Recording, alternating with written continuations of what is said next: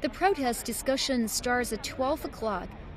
People who voted Remain protest through wearing slogan T-shirts, wave flags of the EU, and holding various signs.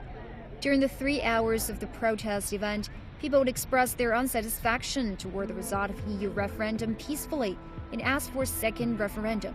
I think people have not realized what this vote is really for. I think they have voted to leave because they are unhappy with the government, not because they're unhappy with Europe. I think they voiced their anger for the wrong cause. They were unhappy with what is happening with this country, not necessarily what's happening with Europe. And the people who have voted leave will probably be the ones who will pay the heaviest price. And they might now understand what they have done. It's a bit late though.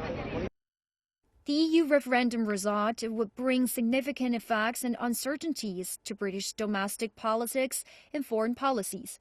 Considering that power of Remain and Leave campaigns are close, there might be lots of resistance and difficulties during the process of leaving the EU. Objectively, once the UK left the EU, both of their abilities to deal with economic and security issues would be weakened. The earthquake of the global finance market has led to a huge amount of pounds leaked overseas, and pensions of British citizens disappeared. Meanwhile, the decision of leaving the EU not just shocked the European countries, but also other areas. It has made unpredictable influence among the world. A polling shows that only 24% of young British citizens between age 18 to 24 support to leave the EU, while 58% of the citizens over 65 years old support to leave. Most of young people have to face the future that they would not like to choose. We're really upset because both of us voted Remain, and so we're really upset that a 1 million person majority has somehow means that we have to leave the EU. So we that's why we're here today, is because we don't really want to stand for leaving the EU. It seems ridiculous to me that 75% of people under the age of 30 voted to leave, and the majority who voted to Remain, and the majority who voted to leave were over 60. So the people who are going to have to live with the decision the longest voted to stay, and yet somehow the economy is going to crash and we're going to leave the EU. I mean, we're already seeing it. The pound is tanked more than 10% overnight, which is almost unheard of. Yeah. We're already seeing negative effects. We're not going to be surprised if we are in recession or going into recession very quickly. And the people who voted leave are surprised. We're not surprised at all. We knew this was going to happen if we had a leave vote. Yeah. Well, we think we're going to leave because, to be honest, so we're finishing but by the time they leave the EU, we're going to be finished with the university. There probably won't be jobs in the UK alone for us, but we can't now just go to Europe and go get a job in Europe. It's going to be a lot harder. There are going to be travel permits. There are going to be work permits.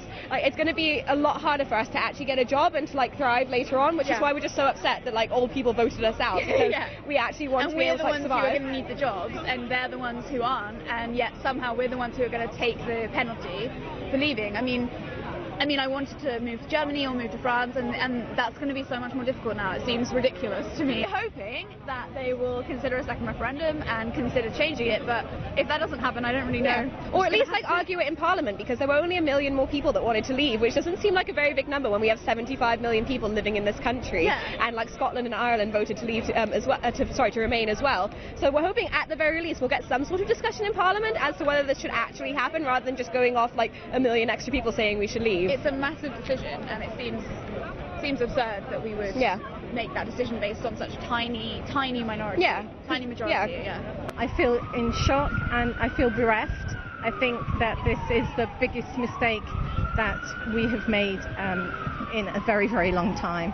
Really disappointed, and it was so unexpected.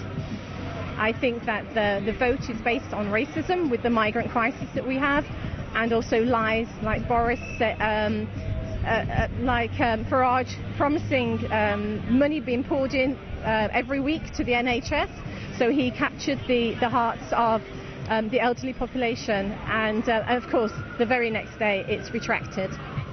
So it's a big mistake, the biggest mistake ever. And if you ask the younger generation, they want to be part of the EU. And if the 16 to 17-year-olds were given a vote, they would vote likewise. We have taken this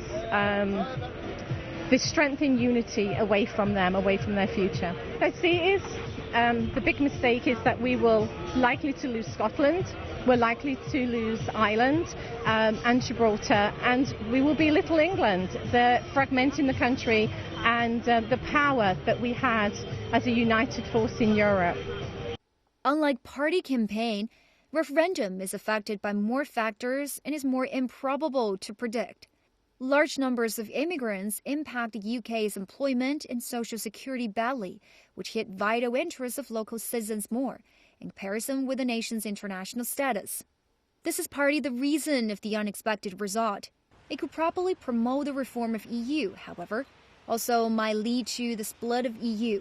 So far, there are over 1 million UK citizens sent a petition with joint signature on the official website of the Parliament.